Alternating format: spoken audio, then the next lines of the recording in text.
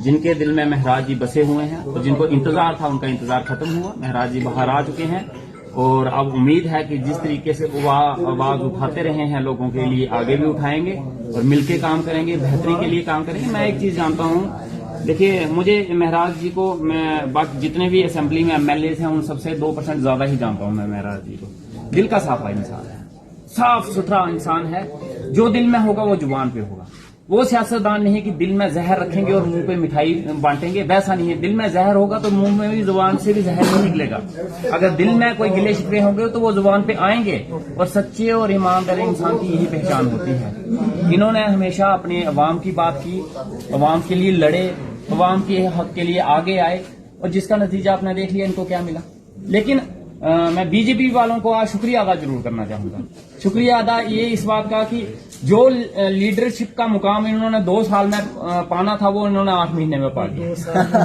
जो जितना लगना था उन्होंने बड़ी जल्दी कर दिया।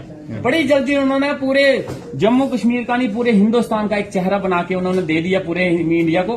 तो अगर ऐसे ही बीजेपी करती रही तो आने वाले और पता नहीं कितने लीडर तैयार करके देंगी। ये महराज मलिक की एक सोच है।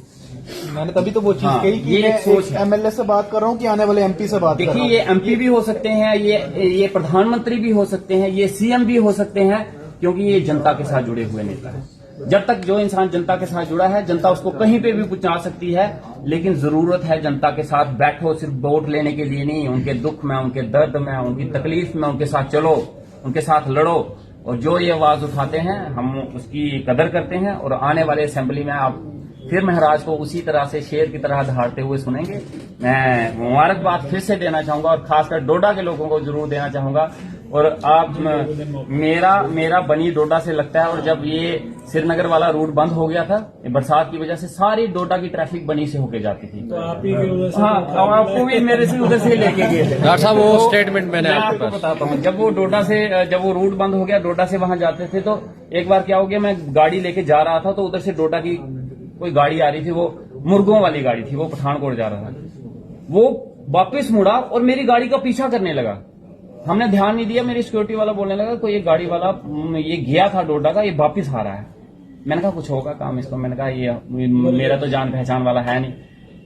फिर दोबारा ध्यान दिया तो वो आ रहा है और हार्न बजा रहा है। मैंने कहा रोको कुछ काम है, पता नहीं। आया, उसको लगा कि महराज है, गाड़ी सेम है ना, तो महराज है। अंदर देखा, मैंने कहा यार टेंशन। और वो रोया, वो वहां पे रोया, वहां पे खड़ा हो गया वो मुर्गे वाला रोया महराज के लिए। कहते मैंने सोचा कि हमारा एमएलए।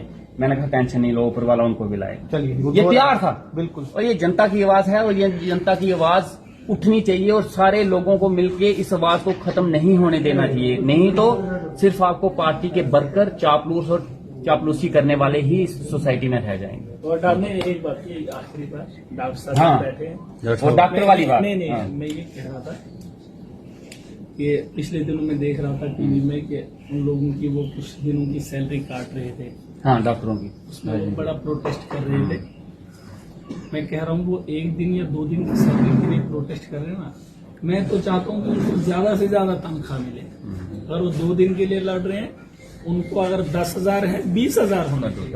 मैं ये नहीं कह रहा हूँ कि अगर मैं अपने लिए एमएलए होने के लिए 5 लाख मांग रहा हूँ, 3 लाख क्या जी, तो मैं डॉक्टर के लिए ये नहीं कहूंगा कि इसकी सैलरी काटो। लेकिन डॉक्टर साहब ये बात मानिए, अगर उसको अपनी सैलरी कटने का इतना दर्द हो रहा है तो सोचो अगर वो उसी सैलरी को लेकर आवाम का दुख नहीं समझ रहा है तो मुझे कितना दुख होगा, मुझे कितना दुख होगा। मैं उनके साथ शाना बशाना हूं, एनआरएचएम हो या नए डॉक्टर्स लाने हो या कुछ भी है इशू, चाहे वो एजुकेशन के रिलेटेड है, हेल्थ के रिलेटेड है, रिक्रूटमेंट के रिलेटेड है या किसी की जॉब पॉलिसी के रिलेटेड है, बाई गाइड करके कहता हूं मैं हर आदमी का मुस्तकबिल सिक्योर देखना चाहता हूं, बेहतर। ये मेरा अपना मानना है। मैंने कहा जज होता तो फैसले करते देर नहीं करता, क्योंकि हम उस पार्टी के साथ हैं, उस सोच के साथ हैं जिसने दिल्ली के अंदर 5 साल बिजली खरीदी, उनके चोट पे कहता हूं। दिल्ली के अंदर हमने सबसे बेहतर हॉस्टल बनाए, अमेरिका देखने आए। दिल्ली के अंदर हमने एक बेहतरीन गवर्नमेंट स्कूल घर बनाए, दुनिया देखने आई। अब उसको शीश महल बोल के जेल डाल दिया, वो बोल के डाल दिया, शराब के। अब आपको भी देखने के लिए पूरी दुनिया आएगी, अमेरिका भी आएगा आपको। अब नहीं, मैं ये चाहता हूँ कि बदलाव आए।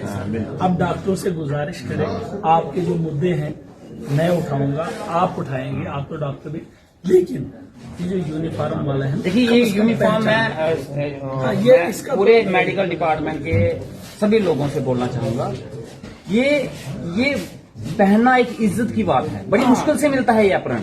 ये कोई छोटी मोटी चीज है, इसमें पहनने में शर्म किस बात की? पहनिए, बड़ी ईमानदारी से कमाई हुई चीज है ये, लोग तरसते हैं इस अपरण के लिए। मजेदार बात बताऊं, जब मैं कॉलेज में यूनिवर्सिटी में पढ़ता था